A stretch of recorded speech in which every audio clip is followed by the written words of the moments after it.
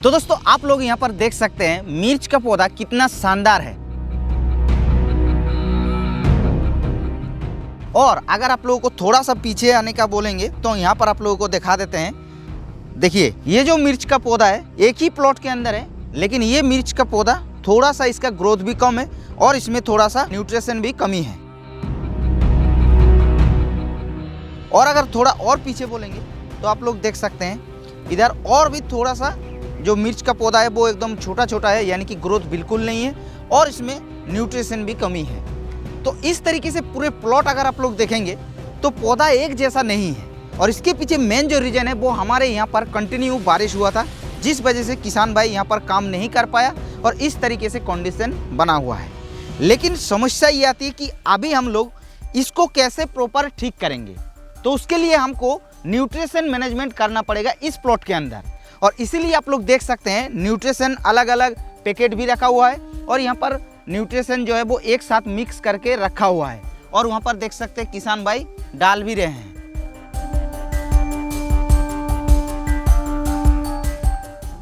तो आखिर इस प्लॉट के अंदर हम लोग कौन कौन सी खाद का इस्तेमाल कर रहे हैं और इसको इस्तेमाल करने से क्या वाकई ये ठीक होगा, क्या एक जैसा पौधा बनेगा कि नहीं बनेगा, वो भी आप लोगों को बताएंगे। साथ ही साथ इस खाद को इस्तेमाल करने के बाद हम लोग को क्या क्या फायदा मिलेगा वो भी आप लोगों को बताएंगे, जिससे आप लोगों का भी मिर्च की फसल में खाद डालने के समय कोई भी डाउट ना रहे।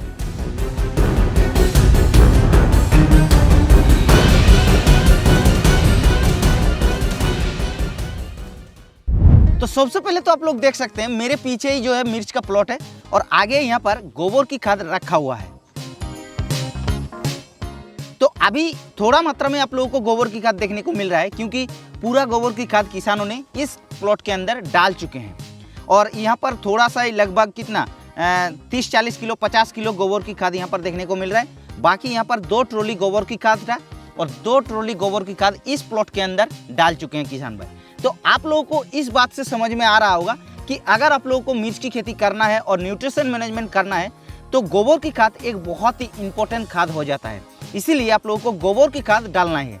गोबर की खाद डालने से लॉन्ग लास्टिंग तक पौधा आपका टिका रहेगा और पौधा एक जैसा दिखाई देगा। और दोस्तों गोबर की खाद को अगर मिर्च की फसल में इस्तेमाल करते हैं तो पौधे का हरापन तो देखने को मिलेगा, साथ ही साथ मिट्टी के अंदर ऑर्गेनिक कार्बन की मात्रा को भी बढ़ा देगा। अब हम आ चुके हैं केमिकल फर्टिलाइजर के पास, यानी कि रासायनिक खाद के पास, क्योंकि हमने ऑर्गेनिक खाद तो सिर्फ गोबर की खाद ही डाले हैं, लेकिन इसके अंदर हम रासायनिक खाद भी इस्तेमाल कर रहे हैं। तो आखिर रासायनिक खाद हम कौन कौन सी इस्तेमाल कर रहे हैं वो आप लोगों को अभी हम बताते हैं। सबसे पहले तो आप लोग देख सकते हैं इसके अंदर हम डीएपी खाद का प्रयोग किए हैं और नाइट्रोजन का इस्तेमाल किए हैं और साथ ही साथ पोटास का भी इस्तेमाल किए हैं।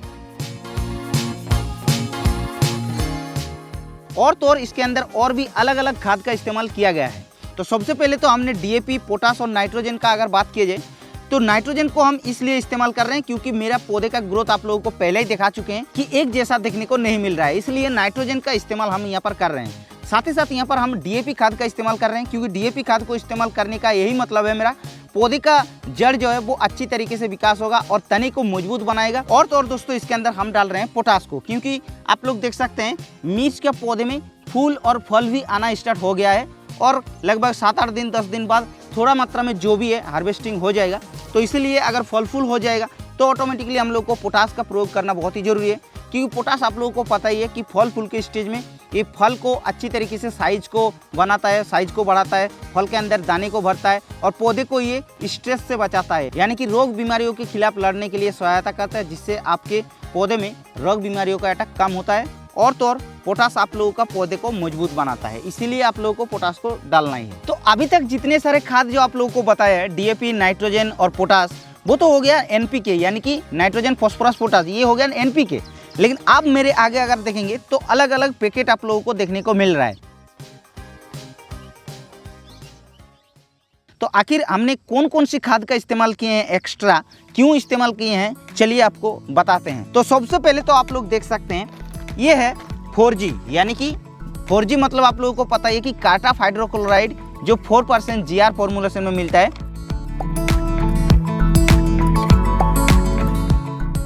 तो 4G को इस्तेमाल करने से क्या होता है कि ये कीटनाशक के तौर पे काम करता है, यानी कि ये कीटनाशक है। तो कीटनाशक इसीलिए हमने इस्तेमाल कर रहे हैं क्योंकि इस मिट्टी के अंदर थोड़ा सा दिमाग वगैरह की समस्या दिखाई दे रहा था, इसीलिए हम इसको इस्तेमाल कर रहे हैं ताकि वो समस्या ना हो। और तो और आप लोगों को पता है कि मिर्च की फसल में बहुत ही प्रकार की अलग अलग सकिंग पेस्ट का अटैक होता है, चूसों कीटों का अटैक होता है। और अगर मेरा फसल के अंदर 4G का इस्तेमाल किया रहेगा, यानी कि कार्डाफाइडोक्लोराइड 4% GR को इस्तेमाल किया रहेगा, तो ऑटोमेटिकली वो जो कीट है वो थोड़ा सा कम होने का संभावना रहेगा।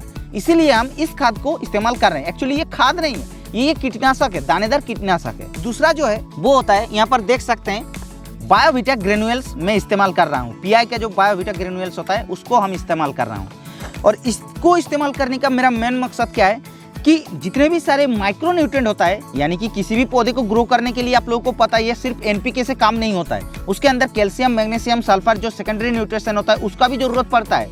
और वो भी हमने इस्तेमाल किया है, वो आप लोगों को आगे चल के बता रहे हैं। और उसके अलावा भी और भी न्यूट्रिशन जो होता है वो होता है माइक्रो न्यूट्रिएंट, वो भी जरूरत पड़ता है। किसान भाई उसके ऊपर ज़्यादा ध्यान नहीं देता है, लेकिन उसका कमी अगर होता है तो आप लोगों को भी ऐसी समस्या दिखाई दे सकता है।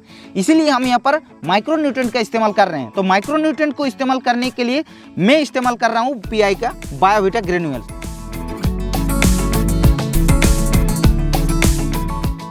क्योंकि इसके अंदर समुद्रिक शैवाल है, यानी कि एस्कोफाइलम नोडोसाम नामक एक समुद्रिक शैवाल होता है, वो दिया गया है। और जिस प्रोडक्ट के अंदर एस्कोफाइलम नोडोसाम नामक समुद्रिक शैवाल होता है वो ऑटोमेटिकली उसके अंदर आप लोगों का माइक्रो न्यूट्रिएंट हो, चाहे सेकेंडरी न्यूट्रिएंट हो, चाहे प्राइमरी न्यूट्रिएंट हो, सभी न्यूट्रिशन आपको मिलेगा। और तो और पौधे का जड़ों का विकास की बात की जाए, पौधे का ग्रोथ की बात की जाए, पौधे में हरापन की बात की जाए, पौधे में तनाव से झेलने का बात की जाए, तो सभी के ऊपर ये काम करता है। इसीलिए बायोवीटा ग्रेन्यूल्स को हम डाल रहे हैं। अब अगर बोलेंगे भाई आपने कितनी मात्रा में डाला, आपका कितना बड़ा प्लॉट है, तो हम वो आगे चल के आपको बता रहे हैं कि कौन कौन सी खाद को हमने कितनी मात्रा में डाले हैं और आप भी कितनी मात्रा में डालेंगे। अब तीसरा हम यहाँ पर देख सकते हैं दोस्तों, डाल रहे हैं ह्यूमिक फ्लूविक वाला एक ऑर्गेनिक फर्टिलाइजर है, जो कि आप लोग किसी भी कंपनी का ले सकते हैं। हम यहाँ पर जो हमारे एरिया में मार्केट में मिल रहा है उसी को हम इस्तेमाल कर रहे हैं, आप लोग किसी भी कंपनी का ले सकते हैं। ह्यूमिक फ्लूविक का इस्तेमाल करने का मेरा मेन मकसद क्या है कि ये जड़ों का विकास तेजी से कराएगा। और फ्लूविक एसिड है तो भाई पौधे को ग्रोथ को भी ये बढ़ाएगा, और जड़ों का विकास होगा तो ऑटोमेटिकली पौधे का ग्रोथ को बढ़ाएगा। और मेरा जड़ों का विकास यहाँ पर कम हो रहा है, इसीलिए हम इसको इस्तेमाल कर रहे हैं अलग से। अब चौथा एक चीज़ हम यहाँ पर डाल रहे हैं, यहाँ पर देख सकते हैं मैग्नीशियम सल्फेट। एक चीज़ आपको बता देते हैं, अगर आप मिर्च की खेती करने जा रहे हैं तो मैग्नीशियम सल्फेट को इस्तेमाल करना बहुत ही ज़रूरी है।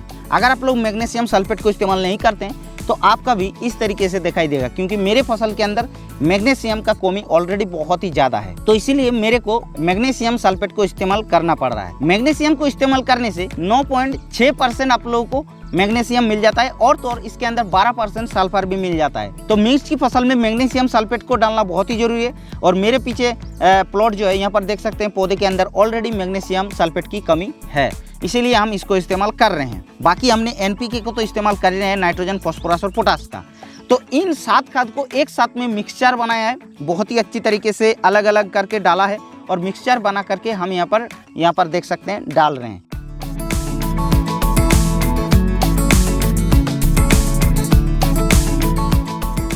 तो इस तरीके से दोस्तों मिर्च की फसल में इन खादों को आप लोगों को इस्तेमाल करना है, सही प्रॉपर आप लोगों का मिर्च की फसल में न्यूट्रिशन का पूर्ति हो जाएगा। तो बाकी अगर आप लोगों का कुछ अलग से डालने का मन है तो आप लोग वो भी डाल सकते हैं। तो ये वीडियो कैसा लगा आप लोग नीचे एक लाइक करके जरूर बताना, और अगर आप लोगों का मन में कुछ सुझाव या फिर सवाल रह गया तो आप लोग नीचे कमेंट कर देना। बाकी इस चैनल पर पहली बार आ रहे हैं तो चैनल को सब्सक्राइब करके हमारे इस चैनल पर जोड़ सकते हैं, क्योंकि हम लोग इस चैनल पर ऐसा ही न्यू वीडियो आप लोगों के लिए डालते रहते हैं।